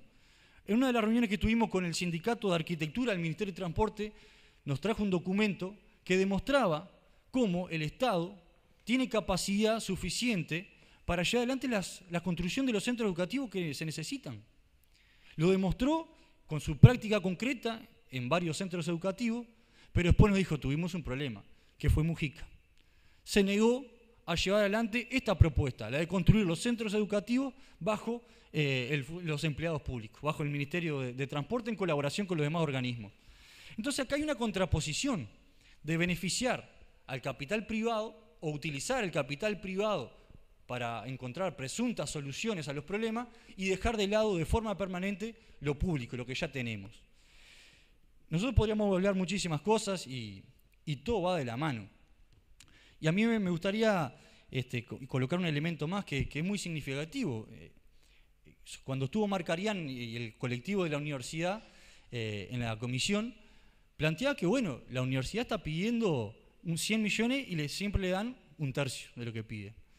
A la ANEP, lamentablemente no fue la ANEP como organismo a defender una partida presupuestal como nos hubiese gustado. Neto allí lo que fue a hacer fue argumentar la política económica del gobierno y el gasto que le está dando actualmente a la educación pública. Realmente sentimos mucha vergüenza. Pero hay un ejercicio muy sencillo para pensar. Y es que cuánto realmente implica en el déficit lo que no se le va a dar a la educación o lo que se le está recortando a la educación. Porque nosotros decimos, bueno, no le vamos a dar la educación porque es muchísima plata y esto pone en duda la economía del país. No, señores. Lo que no se le está dando a la educación pública es una migaja en relación a lo que se paga de deuda externa, la exoneración impositiva. Por ejemplo, el abatimiento previsto para el 2017 era de 2.500 millones de pesos, lo cual serían 107 millones de dólares. Lo que en términos del PBI de 2017 representa un 0.2% del PBI. Por lo que si no se realizan estos abatimientos, el déficit fiscal sería en el 2017 del 3.5% en lugar del 3.3%. Si solamente consideramos que no se abaten los créditos a la ANEP y a la UDELAR, que suman 1.337 millones de pesos en 2015, que expresado en dólares son 55 millones de dólares, lo que termina del PBI en 2017 representa el 0.1%. Por lo que si no se realizan estos abatimientos, el déficit fiscal sería en el 2017 del 3.4 en vez de 3.5. Entonces, acá queda muy claro lo que significa, y acá los demás legisladores han manejado muchas cifras, pero a mí me gusta hablar de esto. ¿Cuánto implica el presupuesto o el recorte en educación en el déficit y en la economía del Estado? ¿Realmente estamos poniendo en duda? ¿O acá lo que se está haciendo es beneficiar, por ejemplo, a través de las PPP, al capital privado? Porque no estamos utilizando los fondos públicos, no estamos utilizando los recursos humanos públicos, no estamos incentivando a la industria nacional pública o a las cooperativas de construcción o a las pequeñas empresas de trabajo constructoras. Lo que se está haciendo acá es beneficiar al gran capital privado. Y junto a ello viene la lógica de la política educativa, que también está relacionada a la rendición de cuentas. Ustedes se acordarán que en la discusión en torno al inciso del Ministerio de Industria, Economía, de Industria, sí, de Energía, había una propuesta que era crear una, ¿cómo era que le planteaban ellos? La creación de una fundación. Ahí está. Conantel. Y uno pensaba, bueno, ¿cuál es el motivo por el cual el Ministerio de Industria está preocupado y pone tantos recursos económicos en crear una fundación? Y más a uno le preocupa o le llama la atención cuando el objetivo de esa fundación es formar trabajadores técnicos en el área que está destinada la UTEC, en mecatrónica. UTEC que ha sido recortada también en el presupuesto. Entonces, por un lado, tenemos la no utilización y el recorte de la capacidad de la UTEC y por el otro lado creamos fundaciones, las cuales están vinculadas, por supuesto, capitales privados que no pagan impuestos. Entonces, para nosotros es muy difícil separar lo que es la rendición de cuentas con la política económica y en este caso con la política educativa. Yo no me quiero extender más, además también tenemos que ir a ser partes de nuestro aniversario. Pero así como nosotros quedó claro cuál es la propuesta del gobierno, así como también queda claro cuánto se van a beneficiar las empresas privadas, también nosotros queremos decir cuáles son las posibles soluciones, porque la Unidad Popular, a pesar de tener un solo legislador y dar la batalla en todos los ámbitos que pueden, también le dedicamos un tiempo a la generación de propuestas. Y nosotros, una de estas que también han sido justamente llevadas adelante en el debate de presupuesto y de la rendición de cuentas, es en relación a la ley de inversiones, que acá, por ejemplo, en el 2016, sin contar la generación de energía eléctrica, que obviamente está bajo capitales privados, esos grandes parques, serían 416 millones de dólares los que podríamos estar también recaudando si afectáramos o si le metiéramos mano a esta ley de inversiones, lo cual significa el 0.5% del PBI. A la educación le vendría bien un aumento de un 0.5 para acercarse al 6, como se necesita para la ANEP y la UDELAR, ¿no? La ley de zonas francas, que también son muchísimos los millones de dólares que se manejan o que se dejan de recaudar en este espacio. La exoneración a las forestales que no están pagando impuestos. La educación, por ejemplo, el impuesto a primaria no paga ninguno de ellos. Y también está, por supuesto, la suspensión del pago de la deuda externa. Nosotros, la izquierda, siempre fue firme en este sentido. Y otra propuesta que nosotros, la izquierda, nosotros siempre una propuesta que también hemos presentado y que va de la mano con lo primero que decía Daisy, la necesidad de reglamentar o de meterle mano a las condiciones laborales de los trabajadores en la educación. Y nosotros decimos que la presupuestación es fundamental para todo el ámbito público. Sin ir más lejos, y que acá todos los diputados están enterados de lo que está pasando con el área de la limpieza en el Parlamento. Hace varios años atrás, 15 años si no me equivoco, esos funcionarios de la limpieza dejaron de ser públicos para ser de una empresa privada, una terciarización. Hoy está TAIM al frente. Han pasado varias en estos 15 años. Y resulta que, por ejemplo, el mes pasado, el promedio de salario que cobraron las trabajadoras de limpieza fue de 9.000 pesos. Las trabajadoras de la empresa de limpieza del Parlamento terciarizada, el promedio fue 9.000 pesos. Vaya si serán un problema las terciarizadas para todo el organismo, para todo el país. Y vaya la necesidad de estas propuestas. Otro elemento que de repente ustedes lo escucharon es el beneficio que le da el gobierno a la hípica rioplatense. Un premio que al gobierno nos cuesta 12 millones de dólares por año. Estamos esperando a que los compañeros de casinos nos actualicen la cifra, porque esto fue hace un año atrás, pero andan en 12 millones de dólares por año es lo que el Estado le da a hípico rioplatense por los premios de carrera de caballo. 12 millones de dólares por año. Yo creo que 12 millones de dólares por año implicaría la construcción de 12 centros educativos nuevos por año, según lo que se estimaba hace algún tiempo atrás de costos de construcción. Fíjense que si hay una necesidad de construir 300 centros educativos, si utilizáramos esos 12 millones por año, avanzaríamos rápidamente en la solución de este déficit edilicio y no sería necesario apelar a las PPP. Nosotros, por último, queríamos hacer un poco de referencia también a lo que se decía al principio, la legitimidad de los espacios, de las figuras, de las herramientas. Y yo creo que la legitimidad o la credibilidad uno la construye, la gana o la pierde en función a la práctica que uno lleva adelante. Si uno promete cosas sistemáticamente, pone en riesgo o se gana el compromiso de mucha gente y luego uno no lo cumple, probablemente pierda el respaldo de la gente. Creo que eso es un resultado que estamos teniendo en varios ámbitos, así como que aquellos que humildemente trabajamos coherentemente, firmes, seguimos por el rumbo, también vamos incrementando el respaldo para lograr este tipo de cosas. Transformaciones concretas en la vida material de los trabajadores. Claro, para lograr eso es necesario la transformación de la matriz económica y productiva que lleva adelante el Frente Amplio. Y cerrando con un reproche o con un rechazo, mejor dicho, a esa jugada, a esa maniobra aberrante que han utilizado desde el gobierno en relación a la educación pública con el decreto de esencialidad y también con el chantaje en los aumentos de los salarios de los docentes, que si no se firman ciertos convenios o ciertos acuerdos que obviamente benefician a la paz social que el gobierno necesita para ocultar la crisis, no le otorgan. Para nosotros eso es típico de gobiernos que no respetan para nada a la clase trabajadora. Muchas gracias.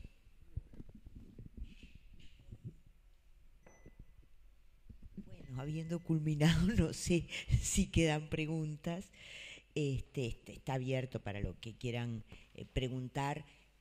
Simplemente como un resumen, se van. A nosotros no nos invitó, La duda que me queda. La duda que me queda en primer lugar es si va a haber rendición. Si va a haber rendición o si va a existir rendición de cuentas es una duda que uno se queda porque todos sabemos que ha habido un debate en torno al voto 50. La segunda es sobre la realidad económica del país y la tercera es mucho más pragmática, más cercana a nuestro gremio, es qué posibilidades tenemos en medio de esta situación. Me queda claro que en cuanto a la regularización de repente es lo más económico que existe, pero me quedan esas dudas, no sé si alguien quiere opinar. La primera para nosotros es fundamental. Primero, el gobierno tiene que resolver qué rendición manda. Conocemos rendición de un solo artículo que dice apruébase la rendición de las cuentas del ejercicio pasado y punto. La lógica es que venga acompañado de una serie de artículos que suben, bajan, ponen, incluso incorporan cosas que no son típicamente presupuestales, como todas. ¿Qué quiere decir que haya o no rendición? Los que somos legisladores lo sabemos. Es cuando el presidente dice se va a pasar a considerar el proyecto en general. Ya está. Porque si no tiene votos, la primera votación en general, luego no se pasa el articulado. Y murió. Y si muere en la primera cámara, no pasa a la segunda. Yo le puedo asegurar que esa primera votación tiene votos. Porque si le falta uno, lo voto yo. Porque yo no le voy a ahorrar al gobierno el debate de artículo por artículo. Vamos, tenemos que entrar al artículo por artículo. Y después el gobierno sí tendrá que conseguir los 50 votos para cada uno. Pero que va a haber rendición, va a haber, porque lo que yo no voy a quedar es enganchado, engrampado en un argumento que mañana pueda ser de que no hay aumento para los maestros porque la oposición no votó la rendición. No, rendición, que es eso, se va a votar en general, va a haber, los 50 votos van a aparecer, para eso. Después vamos a considerar el artículo 1, el artículo 2, el 3, el 4, y eso es otro tema, ¿verdad? Ahí vamos a ver si cada uno de esos tiene los 50 votos. Eso es otro cantar. Si cuando se propone el impuesto tal, tiene los votos. Si cuando se propone el recorte tal, tiene los votos. Si cuando se propone el incremento cual, tiene los votos. Pero que va a haber rendición porque necesitamos el debate uno por uno. Y porque no podemos quedar visualizados como que no hay mejoras ni aumentos porque falta un voto. ¿Y el voto quién no se lo dio? La oposición. No, yo se lo doy. No lo doy mi partido. ¿Le falta uno? Cuente conmigo. Para esa primera votación. Bueno, nos queda claro que rendición va a haber, ¿no? Sí. Apareció el voto 50. Sí, apareció el voto Creo 50. que tenés 51. No sé. No. Él no va a votar, los impuestos va a votar. Pero 50 votos para el impuesto. 50 votos para el impuesto sí lo tengo. No, va a haber rendición, porque necesariamente yo creo que, más allá de lo que Gandini dice, a propósito de los problemas de que después decir que no hay rendición de cuentas por esa razón, que él explica, yo creo que todos acá tenemos que ser un poquito maduros. La pérdida del voto 50 del Frente Amplio es una cosa mala para el Frente Amplio, es una cosa mala para la oposición, para los dos es malo esto. Y es malo para el país también, si no se maneja bien la pérdida de votos 50. Podemos ir a un fenomenal trancazo político, porque es cierto que nosotros podemos no llevar adelante cosas que queremos llevar, también es cierto que la oposición no va a poder sacar adelante nada de lo que quiere sacar. Entonces, acá lo que sí que esto es madurez. Esto que sí que es madurez política. Para el Frente Amplio, primero que nada, pero para la oposición también. Esto exige a todos hacer una reflexión, nosotros primero que nadie, porque somos el gobierno y por lo tanto tenemos la responsabilidad de gobernar y de hacer las cosas desde nuestra propuesta lo mejor que podemos. Primero que nada, pero también, bueno, yo creo que la oposición juega un papel ahí muy importante, porque si no, lo único que se va a lograr es un trancazo político fenomenal, porque la mayoría en el Senado seguimos teniendo nosotros. Y entonces, como la mayoría en el Senado seguimos teniendo nosotros, todo lo que se apruebe en diputados que no nos guste no va a salir en el Senado.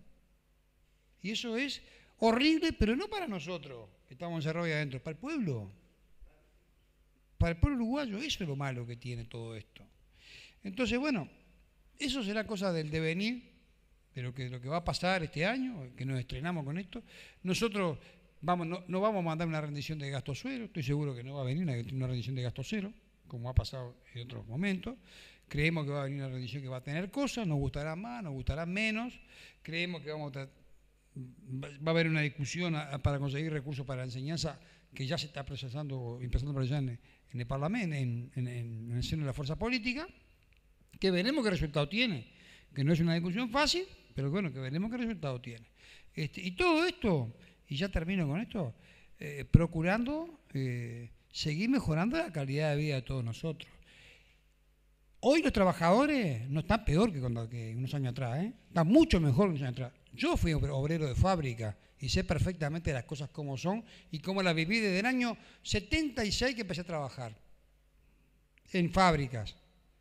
Conozco levantarme a las 4 de la mañana, conozco empaparme de amoníaco, conozco soldar barco en un dique, conozco todo eso, y de verdad lo conozco. Y también participé cuando se reprimía para empezar a formar sindicatos en el año 81-82.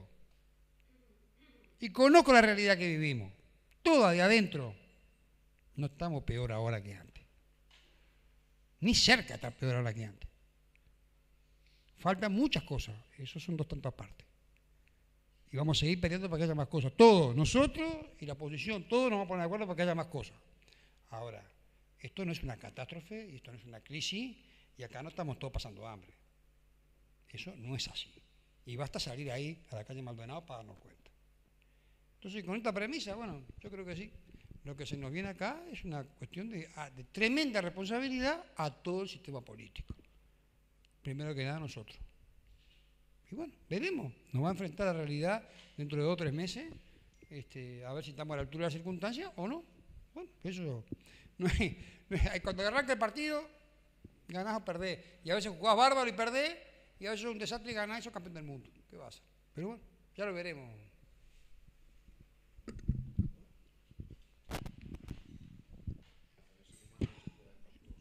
En primer lugar, yo diría que, a diferencia de lo que dice Jorge, que el hecho de que el Frente Amplio haya perdido la mayoría en la Cámara de Diputados es un hecho positivo para el país. Y es un hecho positivo para la política porque nos obliga a todos a asumir una responsabilidad. El tema de la rendición de cuentas, habrá que ver en definitiva cuál es la modificación presupuestal que acompaña esa rendición de cuentas. Uno no puede comprometer a priori cuál va a ser la conducta futura frente a algo que desconoce. Lo que sí es, claramente nosotros hemos expuesto que no vamos a acompañar subas de impuestos. En Uruguay, en realidad, lo que se debe es una reflexión seria sobre dónde gasta y cómo gasta. En el Uruguay, cada vez que se define un incremento del gasto público o cada vez que se define la aplicación de un determinado programa, después, lo más grave, es que no hay evaluación sobre los resultados. Entonces ahí quedan en lo que es el presupuesto nacional, conformando el mismo, pero resulta que no hacemos una evaluación sobre cómo gastamos el dinero, si lo gastamos bien, si produjo los resultados que de alguna manera tiene. Por eso es una situación de alguna manera congelada. Congelada porque una parte importante va a salarios, pero congelada porque no hay capacidad de autocrítica en el Estado uruguayo.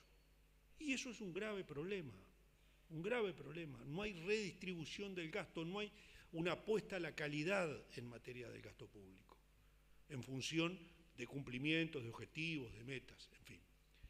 Por tanto, habrá que ver qué es lo que viene, cuál es la propuesta del Poder Ejecutivo, y en función de eso veremos.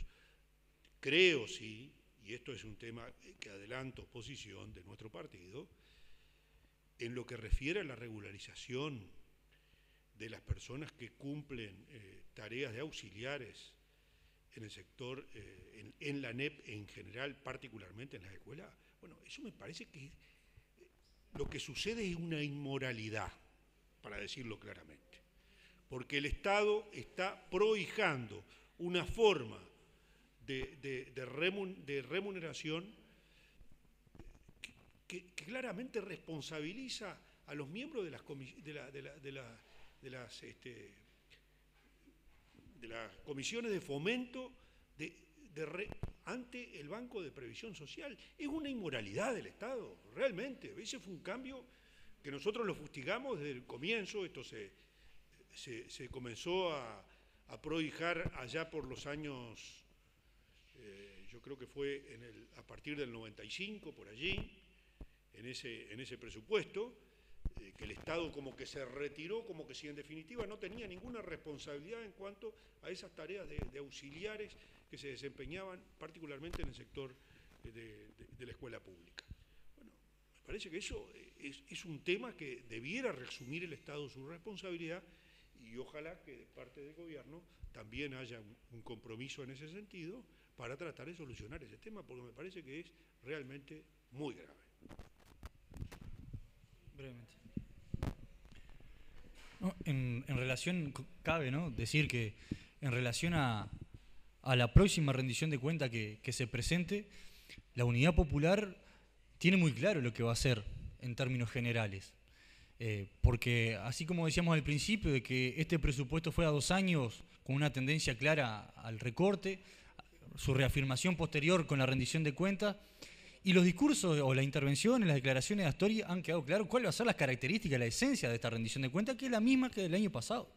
Por lo tanto, la Unidad Popular también se va a enfrentar a esta rendición de cuentas. Eso sí, si en el articulado, por aquellas coincidencias o por correlaciones de fuerza fortuitas para el Frente Amplio o para las tendencias más de izquierda dentro del Frente Amplio, pueden colocar artículos que sean contemplativos a la reivindicación del campo popular, las vamos a respaldar, claro que sí. Así como vamos con nuestras propias reivindicaciones y propuestas, aquellas que surjan y tengan cabida en la rendición de cuentas, las vamos a respaldar. Pero cuando se trate de una rendición de cuentas que siga golpeando al gasto público, que siga recortando el gasto público y siga manteniendo esta impunidad fiscal que tiene el capital privado, porque eso es lo que gozan, una impunidad absoluta, que no es propio de una concepción de izquierda, que no es propio ni siquiera de una concepción nacionalista, que defienda la soberanía, porque entregar el 50% de la tierra a la forestación y a la sociedad anónima y no cobrarle impuestos, eso es no defender la soberanía. Y podríamos hablar de muchos otros ejemplos, incluso del dragado o de la marina mercante, que acá el compañero Pozzi vio con interés una de las propuestas nuestras de la marina mercante. Así que decir que la rendición de cuentas para nosotros, si en su esencia sigue el mismo rumbo como la anterior, no la vamos a respaldar. Bueno, yo voy a tratar de resumir algo que me parece fundamental de lo que vamos a plantear el 29 a la Asamblea. Primera cosa que tengo clara es, hay rendición de cuentas. Sí. La segunda es, no es gasto cero. Muy bien. La siguiente, que realmente, miren, nosotros somos gremios muy modestos. Parecemos a veces que no, porque a veces parecemos un poco soberbios, pero somos bastante modestos. Y hemos andado bastante. Tú decías que desde el 80, bueno, nosotros también. El otro día yo decía, si juntara toda la suela de zapatos que gasté en marchas, pero realmente no saben la pila que haría. Para nosotros es muy importante, tanto por nuestros directores, que acá hay una que sacó dinero de su bolsillo para evitar deudas con BPS, como por la compañera que es auxiliar de limpieza de escuela, oír que hay una disposición de todos los partidos, me dicen si me equivoco, por favor, de todos los partidos políticos que hoy estuvieron aquí a regularizar a las auxiliares. Eso es no una información solo para nosotros, sino que es también una información para otros sindicatos. Y como no somos gente, vieron, que sea amedrente tampoco, ni por ser 4, ni por ser 10, ni por ser 10.000. Podemos ser 3.000. Voy a aprovechar esta instancia para dar un paso más adelante. Nosotros seguramente tengamos a partir del 29 un relevamiento de situaciones importantes en el departamento de Montevideo. Ustedes saben que muchas de nosotras somos mujeres jefas de hogar. Importa mucho esa variable. Y a veces no son jefas de hogar solo con hijos a cargo. Son jefas de hogar con padres, con madres y con hijos a cargo. Y vamos a tener también un relevamiento que hoy no tenemos de los estados edilicios, que creemos que hay algunas problemáticas. No es generalizado en nuestro caso. Y vamos a tener un relevamiento de los recursos de los que dispone cada escuela de Montevideo con equipos multidisciplinarios. Por tanto, voy a transformar esto en otra parte. Nosotros los invitamos hoy acá a nuestra casa y les vamos a pedir que nos inviten a una sala del Parlamento porque no creemos que los trámites de trabajo sobre una temática tengan que ser precipitados. Yo sé que puede pensarse que el gobierno o el partido de gobierno inició tempranamente el debate de rendición. Para nosotros es positivo, porque todo esto dicho a lo loco, tratado a lo loco en junio, cuando uno dice ¿y qué van a votar? Y vamos al paro, es diferente. Así que a nosotros el tiempo nos parece bueno. Así que tal vez a partir de mediados de abril podamos ir a la casa de ustedes, disponer de una sala, plantearles los datos que tenemos y llevar alguna propuesta ya sobre auxiliares contratadas. El sindicato de ellos está trabajando, sí, pero yo tengo un problema en la cabeza y que tú lo entenderás, Posi. Cuando alguien tiene 44 años y limpió una escuela siendo contratado por auxiliar durante 7 y 8 años, y tú lo usaste ese tiempo, a mí no me parece justo que tú le digas ahora no te puedo contratar, porque ahora voy a contratar a alguien de 25. No me parece, yo creo que la administración debe tener sus reglas, pero debe tener corazón. Entonces, ese aspecto que me preocupa. También me preocuparía colectivizar con ustedes, se firmó un acuerdo o algo con el Banco Mundial. ¿Se firmó eso para formación de maestros? Sí, se firmó en estos días. He oído el contenido y creo que lo que usted señala, y aprovecho para decírselo a los otros partidos, es fundamental. No me digas solo cuánto gastas, dime cómo. Estoy profundamente convencida que la implementación de ese uso de dinero no va a traer los resultados que el sistema necesita. Totalmente convencida. Y estoy totalmente convencida, y no tengo nada con mis colegas de secundaria, que la didáctica de primaria en manos de secundaria no va por el mejor camino. Y lo digo con absoluto respeto a mis compañeros de secundaria. Estoy diciendo la orientación de secundaria en primaria va a generar y ha generado problemas. Y tengo problemas con los librillos de lectura y los voy a tener con los de matemática. Porque si vos orientaste un método 20 años y no te dio resultado, no lo pongas sobre el papel, porque va a seguir sin dando resultado. Todo esto nos parece bueno discutirlo con alguien más aparte que con nuestras autoridades. Porque también nos parece bueno que integrantes del partido de gobierno también muchas veces escuchen, porque, a ver, imagínate tú, si la señora fuera autoridad, ¿qué te va a decir? Que va todo bien. Y sí, va a decir eso. Y le pasa solo a las autoridades actuales o a las del quinquenio pasado, no le ha pasado a todas. Entonces, hay cosas que también es bueno oír otras campanas. Así que no sé a quién dirigirme, si a Posi, si al diputado, a todos. Vamos a pedir una sala, allí vamos a ir con nuestros modestos datos, con nuestro texto de redacción y también con otros datos de implementación que creemos que sin hacer carnicerías, porque cuando haces carnicerías también, ¿viste? Se siente herido el otro. Las cosas deben ser desde nuestro lugar equilibradas. Nos preocupa enormemente, a mí por lo menos, los datos económicos que se han dado, se lo digo al diputado del partido de gobierno, los datos económicos sobre déficit. Yo ya conocí algunos, los 33.000 millones, lo que hay que pagar. Me parece muy interesante, rescato, así como rescaté algo planteado por ustedes, algo planteado por la Unidad Popular. Es bueno saber cuando alguien te dice que no, en el marco de una situación muy crítica económica, cuánto supone lo que tú estás pidiendo en relación con empeorar esa situación. Eso me parece un aporte interesante. Y me parecen interesantes los aportes dados, con gusto se los vamos a transmitir a la Asamblea, la gente lo va a poder oír por este medio y creo que el BTV lleva las primicias totales. Agradecerles la presencia, les vamos a pedir la sala y la verdad ha sido un gusto oírlos a todos. Gracias.